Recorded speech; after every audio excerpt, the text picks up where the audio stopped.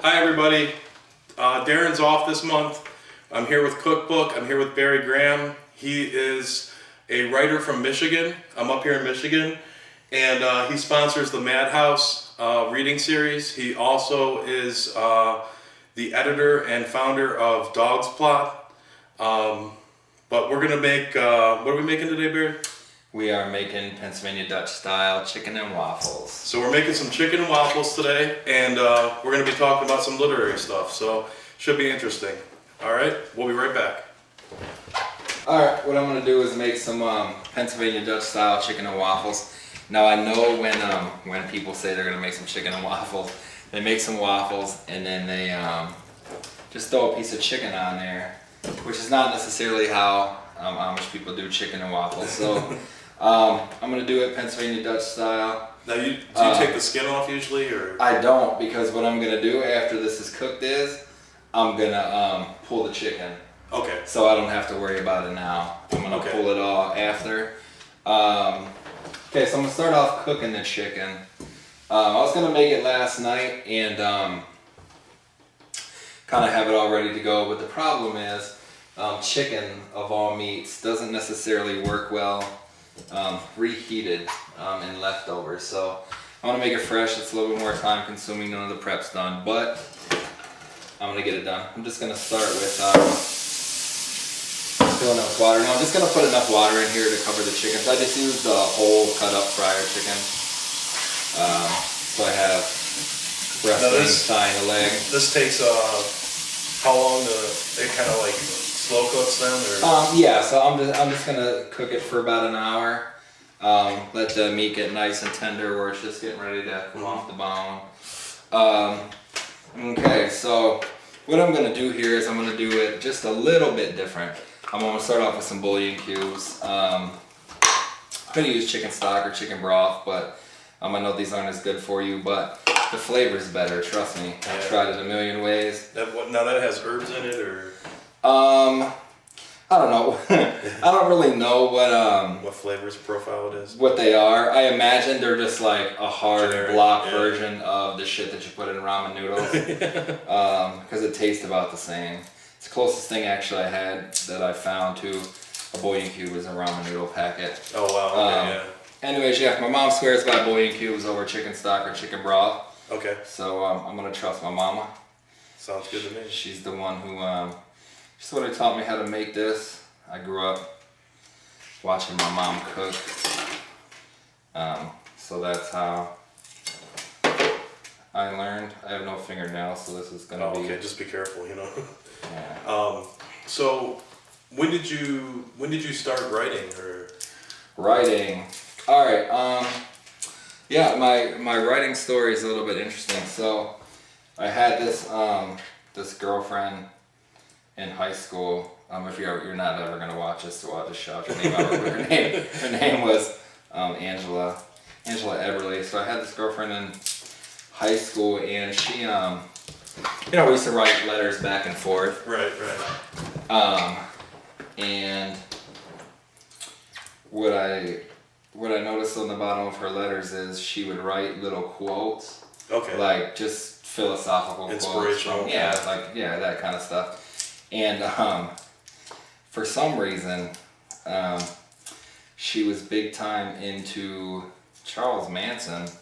Oh, wow. So she would put all these quotes, these Charles Manson quotes on the bottom of our little notes. And in response, I would sort of write my response to Charles Manson's thoughts at the bottom of my letters. Like big essays? Right. Just little, paragraphs. Start off small, okay. Right, but that's how I started. That was my first writing, in essence, was responding to her philosophical quotes. So my first writing was essays, philosophy. Nonfiction, and I started writing that. That's the first thing I started reading and writing. So I started off with philosophy, read a lot of philosophy. Now, did you go to school for that, or? No, I didn't. It was just something I was interested in. And also religious studies, because to me the two subjects sort of intertwine. Yeah, definitely. Philosophy and religious studies. So Okay, we're gonna put this Yeah. on the stovetop then. Yeah, now I'm gonna get this boiling here. It's my friend's place, so I don't know what her stove situation is. Yeah, just put it. There we go. There we go. Now you said we're gonna cook this for how long usually? About an hour. About an hour. Okay. Yeah. And you want to bring it up to a boil or like a simmer? Or? I'm gonna boil this completely. Okay. Yeah, so what I'm gonna do is, the way I'm gonna do it a little bit different is, so I tried making a lot of different versions of this gravy. Just kind of in practice. But I don't know how many people are familiar with Pennsylvania Dutch cooking, but it's plain, right? It's earth food. It's simple food. So I'm kind of gonna stick to the spirit of that, and I'm not actually gonna add anything to my gravy. What I'm gonna do is just add all the flavors in here while I'm boiling my chicken, and I'm just gonna let the flavors infuse into the gravy, and then You're gonna make take gravy the chicken out. Okay. Yeah, and then when I take the chicken out, I'm gonna use the chicken stock, the bouillon, and all the stuff I'm adding now will be in my gravy, and I'm gonna strain it all out, Okay. and I'll just be left with the liquid. Okay. So I don't actually want any of the. So I see you got flour here. Do you usually make a roux then, or? Normally, no, I usually make a roux Okay. when I make gravies, stuff like this. Like I just made some other chicken last night for dinner. I made a roux. However, that's not how I was taught. That's not how Okay. my mother and my grandmother did it. They make a slurry. Right. A slurry. Right. Yeah, it's cornstarch. Right. Well, I'm gonna use flour instead, but the process is the same, right? I'm right. just gonna, Thickening, yeah. yeah. So you went to after high school. You went to what Regents was it, or what college was it? Well, after high school, I went to Wayne County Community College. I did terribly in high school. Oh, really? I didn't even have enough. I didn't even have enough anything to graduate. I didn't have enough credits. Didn't really care about high school at all. I kind of just screwed off. Oh, really? Didn't really show up. I just kind of argued a lot and fought a lot and talked to my friends and talked to other Yeah. 16-year-old girls, because that's what all I was doing in high school. Wow. So so I didn't really give college any thought whatsoever. But my sister, so this was, I was 18, and my first apartment, I moved in with my sister and my daughter's mother. Okay. And she had asked me, that was This is all onions. Michigan, right? Or- It's in Michigan. Yeah, it's onions, so now I'm gonna go ahead and I'm gonna add some green onions here. Again, it's not gonna be in the gravy, I just want the flavors. So I'm gonna pull a couple of these out, okay? Yeah, so we moved in. Do you need help with any of this? No, I got it. Okay. I mean, if you want to, you can, but I got it, it's fine. Let's see what else you got here.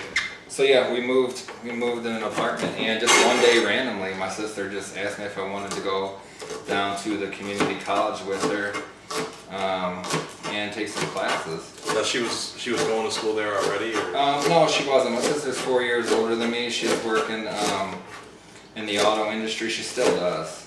Yeah. Worked in the auto industry, and How has that been in this area? You know, with the recession that hit. And, lately okay. Okay. But in 09, it was the Southeast Michigan economy is completely dismantled. at the mercy of the big three here. So it hit, and Michigan has hit pretty hard. But it's coming back. Still a pretty low cost of living here comparatively, Oh, which yeah. is a good thing. That's the one thing I miss about Cleveland too is low cost of living. I I could bet. get on a plane and travel anywhere with the amount of money I save. But so anyway, so you went to community college then. And, Yeah, so I went to community college, and she just like, hey, sign up with some classes. I'm doing the mushrooms now. I'm gonna add just some little white portobellos here. so this is where the earthy. Right. All earth flavors, all stuff from the earth. We got onions, green onions, mushrooms. And again, none of this stuff is actually going to be in the gravy. I'm just cooking the flavors in, and then I'm going to strain them right back out. Awesome. So she asked me to go to community college with her and sign up. So we went on Wayne Community College, Detroit, Michigan. We went there, and I didn't even really know what I was doing. I just signed up for whatever the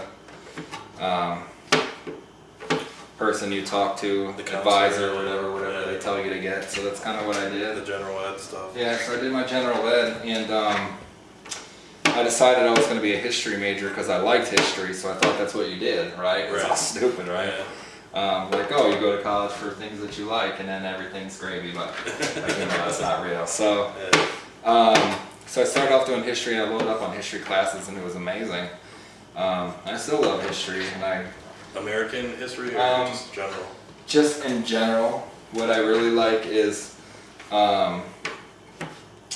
European Renaissance. Up all the way up through the close of the American Revolution. Okay. I could really like that. I'd probably. So does any of that like translate into your fiction or? You know? No. No? Really? That surprises me.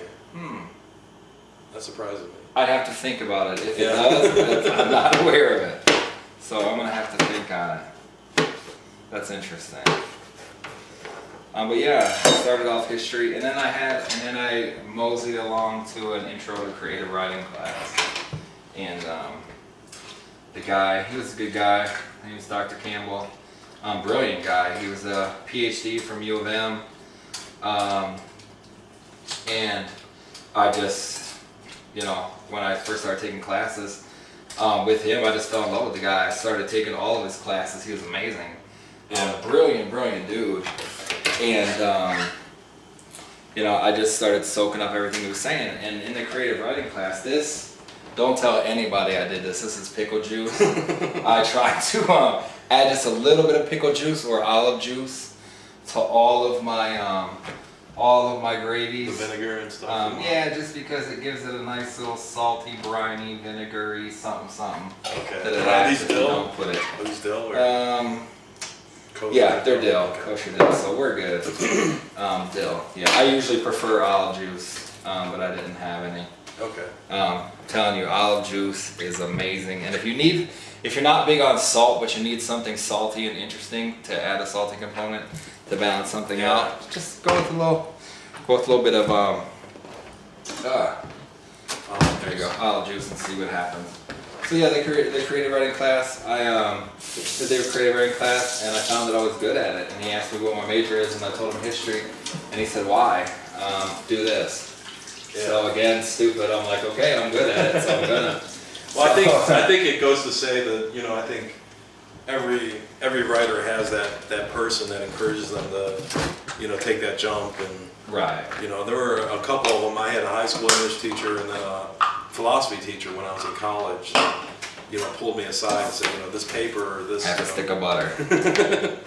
Yeah.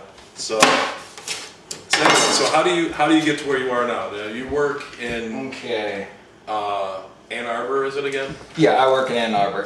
So what I did here, I'm going to use half of it for the actual gravy later on, and I put half to cook in here with this chicken. Okay. So did that. So again, I got a bunch of English degrees because I thought that was what you do. Taught community college for a little while here and there, bounced around. So now, a couple summers ago, because I wasn't teaching over the summer, I had a little bit of hot sauce in here. Oh, that's perfect. I'm teaching over the summer, so I started working for this nonprofit out in Ann Arbor. And what we do is we provide permanent supportive housing, tiny bit of olive oil here. We provide permanent, just a drop, and I mean a little drop. Provide permanent supportive housing for the homeless, and it's good. It's a good gig. So I've been there the last couple of years. And is that a major problem in Ann Arbor, or? I don't think homelessness is, well. I mean, in general, it is a big problem, but I mean, is that a? I don't think it would be as big of a problem. And this is just a little bit of coconut oil. Same thing, just a dab here. Yeah, we're being healthy here. Yeah, so I don't know that homelessness is a problem in Ann Arbor as much as they have a lot of solutions there. They have a lot of free things, a lot of resources. Okay. Yeah, a lot of, so that's where people flock. It's a very liberal city. Yeah, because I'm pretty sure the writing community even up there is really vibrant. And oh yeah, there's some really good people up there. Well, in and around Ann Arbor have some, affiliation with Ann Arbor. This is just some salt and pepper. Aaron and Elizabeth out of Hobart. Dan and Steve, they do Dzank. They're close by. Matt Bell was close by for a while. Yeah, one of my first published stories was through Hobart. Yeah. So I've always appreciated Aaron and the work he does with that. And I've actually visited. There's an 826 center too in Ann Arbor. Oh yeah, the robot factory. Yeah, the robot factory. Yeah. So Ann Arbor's got a lot of good stuff going on. Plus U of M, they always have literary stuff going on. It's a literary mecca. And EMU, which is about 10 minutes down the road from Ann Arbor, they kind of get overshadowed because U of M is such a big school. Yeah. But Easton's an amazing place, and they got a lot of good writer stuff going on. I got my first master's from there in creative writing. I did the comp program, so I did the written communications teaching of English comp, and then I did the creative writing program there, and it's a good school. It's too bad it gets overshadowed a lot. Yeah. I'm gonna cheat a little bit and use garlic salt instead of regular garlic. Okay. Only because I don't want.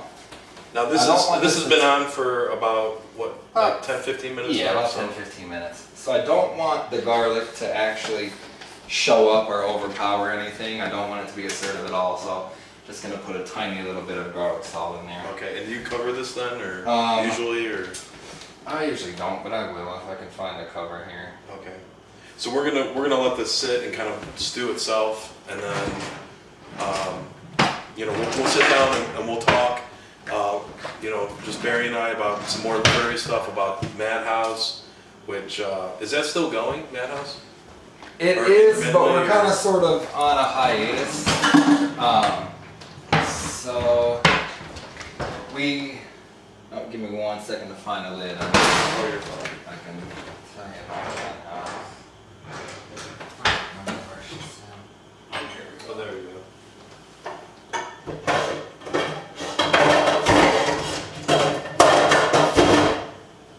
Perfect. There we go. Alright, throw a lid on it, let that get good. Alright, so we're going to let this stew. This is chicken and waffles again, Pennsylvania Dutch. I'm here with Barry Graham. And then we're going to have a sit down, and then we're going to talk about Madhouse. We're going to talk about Dog's Plot, and see you soon. Thank you. Hi everyone, I'm here back with Barry. We've got our chicken stewing on the stovetop. We're going to be making some waffles later to go with it. Wanted to sit down and have a chance here to talk with Barry about some of the projects he's done in the past in the area. We've already talked about a little bit of what he does in Ann Arbor with the homeless. Some of his history as far as education and stuff like that. But Barry, if you want to go ahead and start talking maybe about Madhouse or Dog's Plot. All right. Yeah, I can do that. So Madhouse and Dog's Plot are two separate entities. I started Dog's Plot 2007, September 2007. Okay. Now that's an online only, right? Yeah. Right now we're online only, but we used to do yearly print anthologies, kind of a best of print, where our 50 favorite from the year. Okay. And we used to have enough stories to be able to publish like that, because I was probably updating like every 2 weeks. The submissions, the amounts I was getting were just crazy. On Duotrope, we were always listed in the top 10 for response times. Oh, because everything was 200 words or less. Yeah. So I could read a story 3 or 4 times and accept it or reject it in a matter of minutes. Yeah, I've always appreciated, like, Duotrope keeps their their data there. That's always been really great help. Yeah, so I was getting enough submissions to where we could crank it out, and I had it going about 5 years.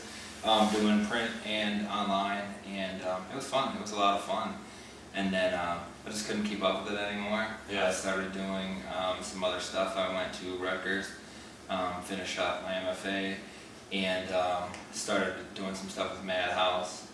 So it's pretty busy. So a friend of mine who I went to EMU with, Eastern Michigan, Jesse Eagle, he took over Dogspot for me, and he's been doing it for the last 5 years. He hasn't done any print issues. Yeah, I think I noticed that when I went to the website the other day. But he doesn't update news. I think if he can squeeze out maybe 2 or 3 issues a year, whereas I was putting them out twice a month. So the volume's a little bit different, but same stuff, same quality content. Yeah. I ran a small press, a chapbook press for a while, and it came to the point where we did mostly print stuff, and I was using school grants to run it, and it came to the point where I couldn't afford it anymore, and I had and that's always a kind of an awkward transition. For me, it was really, it's humbling and everything. The whole experience was humbling, but what kind of like emotional stuff did you have kind of departing from Dogspot or? It was tough. I was attached to Dogspot. Yeah, it's like your baby. It's like, Yeah, and I remember when I started, I met Aaron Birch, the Hobart guy. Yeah. Hobart Aaron. I met him in grad school. He wasn't going there, but a professor of mine, we used to drink a lot after classes, after workshops. Sounds like a writer thing. Yeah, right on. So, good time. So he invited Aaron out for drinks afterwards one time, and Aaron was looking for an intern, just someone to read stories, for Hobart and whatever thing, and I'm like, well shit, if I can get a lit credit out of it, I'm gonna do it. I'm not trying to do lit classes. So I worked it out with my advisor, and I got to read submissions for Hobart in exchange for lit credits. Oh wow, awesome. That's amazing. Yeah, so I did that, and that was my first experience with literary journals. Up until then, I hadn't had any. Okay. Didn't even know what a literary journal was. Yeah. Well, I knew like something like Alaska Review, like I've heard of them and understood. Right. There's always a like Paris Review. And, right. It's the New Yorker or whatever, but I never, especially nothing indie. So that was really my first. And then I just from there, I just completely became immersed. So do you still keep in touch with like the connections you had with that or? Oh yeah, I still talk to. Aaron, I was just over there, cleaned him out. I cleaned you out, Aaron. $120, cleaned him out. Oh wow, really? We were just over there for a poker game. They had a Christmas party. Oh, that's awesome. Christmas, so I cleaned him out. Yeah, I was really surprised. I emailed Aaron and Elizabeth, is it? Yellow? Elizabeth. I emailed them at Hobart to see when their submissions were open because I'm surprised they're still operating and they're still pushing forward. And, they're pumping. Yeah, they're doing great. And he's got a good team. Aaron's a really smart guy, and he surrounded himself with smart, talented people, so it doesn't surprise me. The productivity is just right. Yeah, Hobart's success doesn't surprise me at all. It's great what they're doing. Yeah.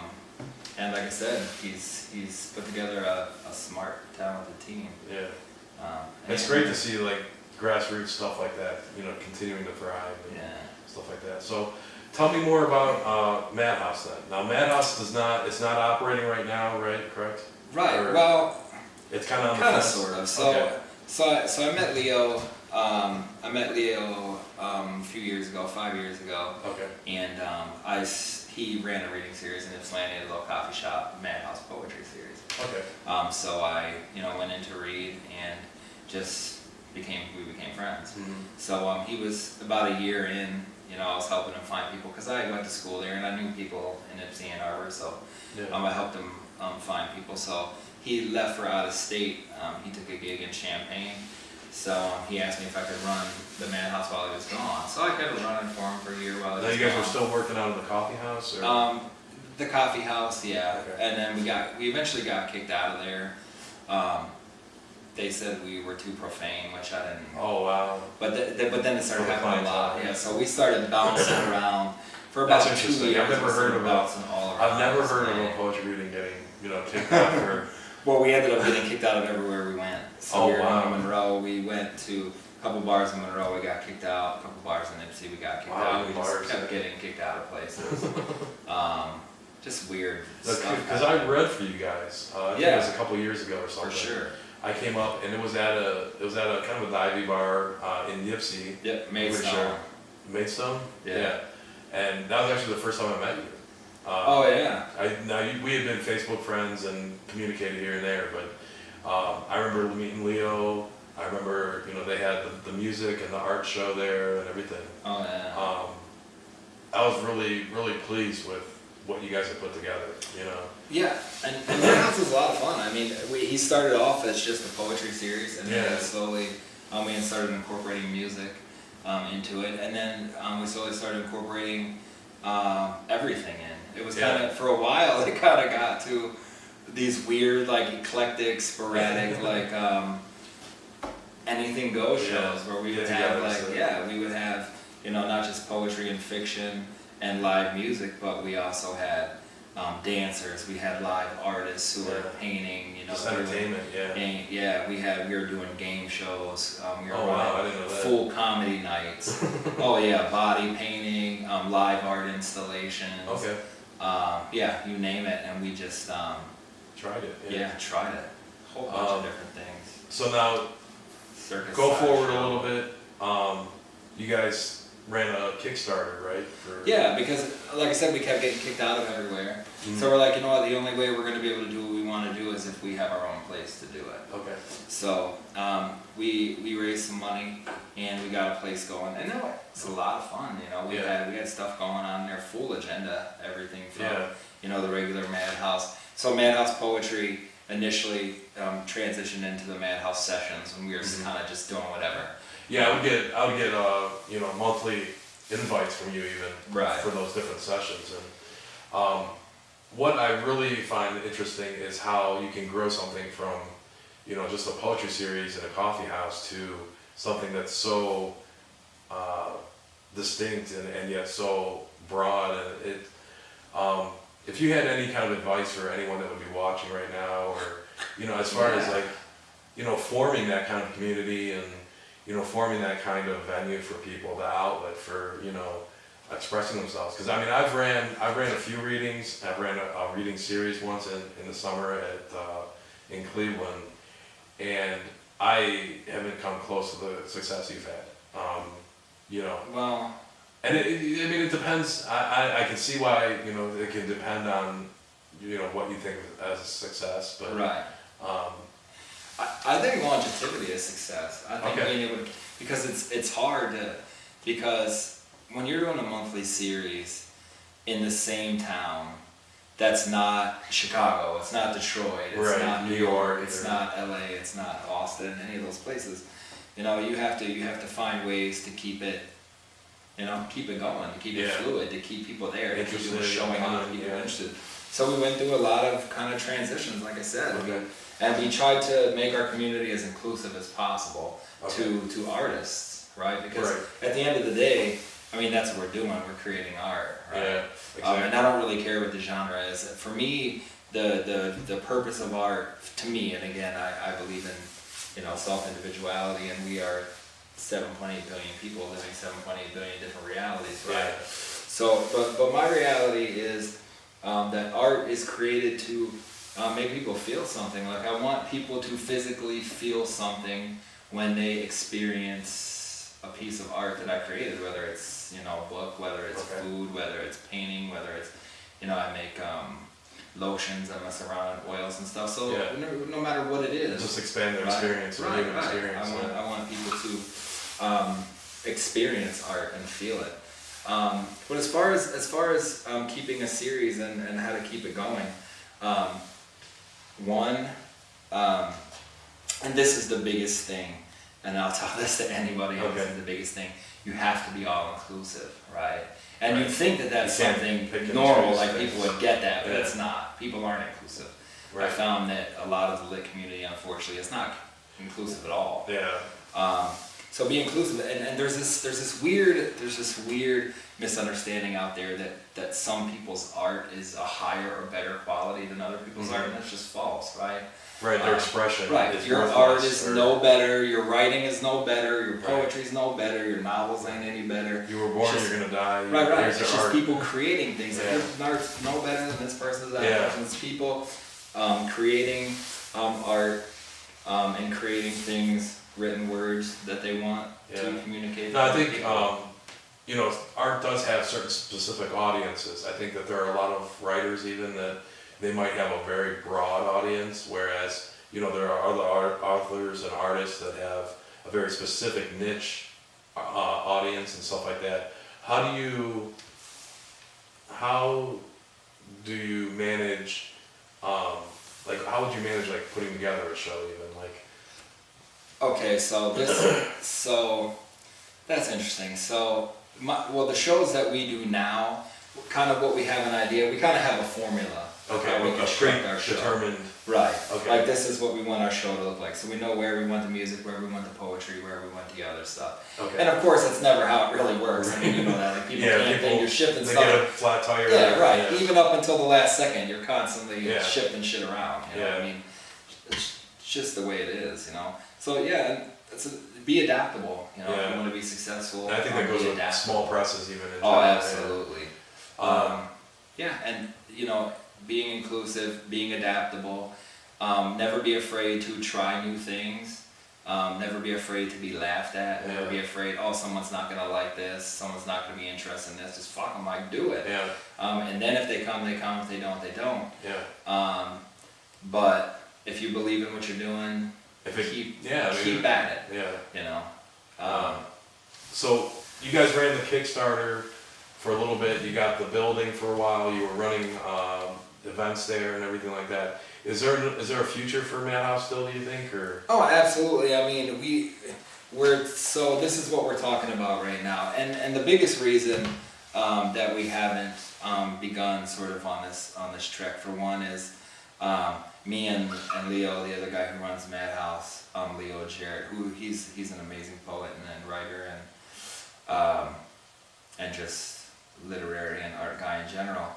But he's in Ohio right now. Okay. So we're not close, you know what I mean? Yeah. So it's hard to coordinate. We're trying to ultimately we'd like to be out in Detroit. The bigger city, the better. Have a place out there, set up shop, and build a community out in Detroit. Okay. He's in Toledo right now. We've been doing things in Toledo. We've been coordinating down there with the Green Party. Yeah, I think I've seen some invites. We've been working on. We're working on putting together a podcast. That's awesome. Putting together a writer's saloon, and kind of a writer's workshop. So we got some things in the work. It's kind of sort of getting away from just the poetry series to kind of expanding in other directions. Again, just keeping it new, keeping it interesting, keeping it fresh. And just being as inclusive as possible. Well, I know with this series, with the cookbook series, I interned last year with Darren, I did some social media stuff. And I talked to him about doing a big roundtable kind of sit down for AWP. And we're gonna be doing that in March. Basically, Sundress gets an entire house they rent down there for the conference. Nice. So we're gonna have have you ever seen Dinner for Five? No. It's an old show from AMC, and I forgot the main director. It's one comedian, I forgot his name, but he'll sit 5 different people together that are famous, for certain things in different industries, and they'll have dinner together, and they just tape the conversation. So, that series is kind of the inspiration for that idea that I had for the AWP event and stuff like that. And, Darren's there, he says we're going to go for it, and Sundress has some great resources and everything like that, but I can definitely feel where you're coming from on all fronts for that. So what I wanted to do with specifically with this interview was showcase a little bit how people can start up a reading series, a venue, a community building kind of literary thing in their own areas. This will be on the website and stuff like that, but I think it's important for people to see that you can do what you want and be successful, whether other people think you are or not. And Right. You know, I think Madhouse especially is one of those things, one of those outlets that is a great thing, you know, so. We're gonna go ahead and we're gonna show some books that Barry's got here. We've got the National Virginity Pledge. Now this came out of Another Sky, okay, out of Portland. Yeah, No Sky Okay. Press. I mean, they're cool. They're an indie press, and why I was initially interested in them is because they so their model is all of their books that they print are available for free online through their website. Okay, an like e-version. PDF, okay. And then you can buy the print version for however much you want to. Oh, wow. And Right. then they're still, Yeah. Oh, Oh, wow. yeah. You can go on there and pay $1 for it. You can pay $2. You can pay $10. Whatever you want to pay for it. yeah, Which is cool. okay. Like that's a cool model. And so. then you pay shipping and everything like that, or? Right. Okay, all right. Yeah. And then yeah. So and also what was cool was instead of royalties, I just asked if they can send me whatever I have in copies of books. I don't really care about the money. Right. I'm just like, just send me books. So every once in a while, you know, I got Yeah, some boxes of for books. promotion and stuff, Right. yeah. Right. Yeah, this is a great cover. I like that. So this is short stories, and then we have Yeah. this isn't who we are. Now this is this short stories too? Yeah. Yeah, it's more short stories that was put out through the Achilles Chapbook series. Okay, I've heard of that. Yeah. Yeah, we put out about 14 different chapbooks. From the catalog will probably surprise a lot of people. Really? Yeah, who we have published in there. Even in Dogspot in general. I mean, we've been really, really fortunate enough to publish Work just with, yeah. amazing writers. You Yeah. know. People who now probably, because of their success, probably would not send us submissions anymore. Yeah. But you know, we got Yeah. lucky. That's Yeah, great. That's for great. sure. So Barry, is there anything else you want to say to the audience, or anything you want to add to this interview, this series? No, one more thing about starting reading series is I think it's important when you first get going is to keep your reading series at the same place, because having that stability the first 2 years at the Ugly Mug, it really helped, because we got to, like I said, you're finding reasons to include people and to build your network and to build your community. So not only did we have our own following, but we also had, the place is called the Ugly Mug. It was kind of like a dive kind of coffee shop right in the middle of, on a college campus. So we kind of, we got their audience too, because, indie coffee kind of works with a poetry series. So find a place that works well, and keep it there. And if you feel the momentum dying, then switch it up. But definitely keep it in the same location. All right. And the chicken and waffles, what is Chicken and waffles. back to the chicken and waffles. So, is there any advice you can give for that? For anyone at home trying to make this or look up recipes for it? Or? Yeah, if you're gonna make Pennsylvania Dutch style chicken and waffles, Pennsylvania Dutch style cooking, and we were talking about this a little bit earlier. It's very bland, right? There's no spices, not a lot of flavors. The most you're gonna get for seasoning is salt and pepper, and whatever flavors you can build in naturally. Earth flavors. That's why I added the onions, added the mushrooms in. Yeah, earthy. So when you're making it, don't do too much. Don't try to do too much with Pennsylvania Dutch. I think that could be said for just about Don't anything. do too much. Just let the flavors speak for themselves. A little bit of salt, a little bit of pepper, and Great. keep it simple. Well, Barry, I appreciate you meeting with me up For here. sure, man. We'll be back next month. I'm going to be in Pittsburgh interviewing a few poets. We're going to make, I think it's bean dip. So we'll see you then. And It's not as good as my chicken and waffles. but I appreciate everyone that's been watching. And then of course Darren will be back in March at AWP. So thank you everyone.